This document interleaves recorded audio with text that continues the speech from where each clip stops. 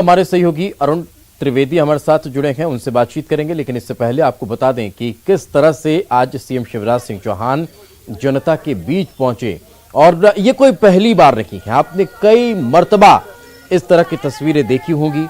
कई बार आपने अपना काफिला रोककर लोगों को मदद करते हुए सीएम को आपने देखा होगा कि किस तरह से वो लोगों की मदद कर रहे हैं।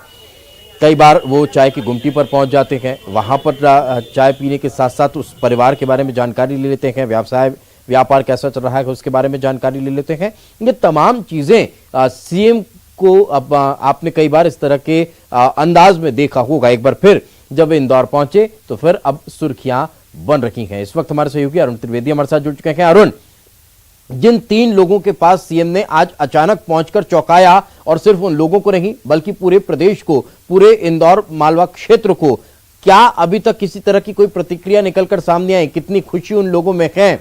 और तीनों अलग अलग वर्ग के लोग, एक तरफ जो राशन दुकान पर पहुंचे उससे आम गरीबों को राशन मिलता है, उसकी पड़ताल को गई। गरीब महिला जो सब्जी बेचने का काम कर रही है और ऑटो वाले, इन तीनों के समस्याओं का समाधान करने के जो निर्देश अधिकारियों को दिए हैं, अधिकारियों ने भी क्या इसको लेकर अब एक्टिविटी शुरू कर दी है?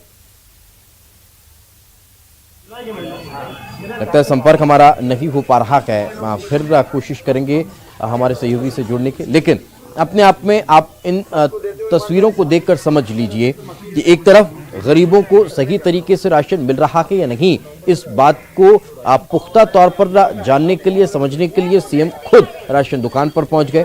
वहां एक दुकान पर पहुंचना यानी आप ये समझ लीजिए कि पूरे प्रदेश में इसका संदेश जाएगा कि कभी भी मुख्यमंत्री राशन दुकान का दौरा कर सकते हैं। हमारे सहयोगी अरुण एक बार फिर हमारे साथ जुड़ चुके हैं। अरुण, इस दौरे की अब चर्चा किस तरह से है मालवा क्षेत्र में?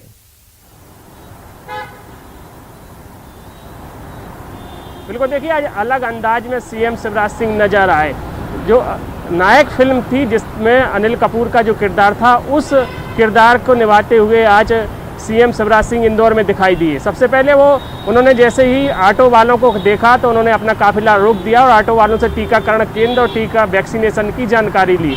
उसके बाद जो बुजुर्ग महिलाएं थी, फुटपाथ पर सब्जी बेच रही थी, उनको देखकर वो रुक गए, उनके परिवार के बारे में जानकारी ली, भरण पोषण कैसे होता है, कितना वो कमा लेती हैं, इस सब की जानकारी ली। और जो पथ विक्रेता योजना का लाभ देने की बात उन्होंने कलेक्टर से कही। इसके बाद वो अचानक राशन दुकान पर पहुंच गए। राशन दुकान के संचालक से उन्होंने बात की और पूछा कि कितने उपभोक्ता हैं इस दुकान पर। तो उन्होंने कहा कि 450 लोग हैं। उन्होंने कहा अभी तक कितने लोगों ने राशन लिया? तो उन्होंने कहा 200 लोगों ने राशन लिया है।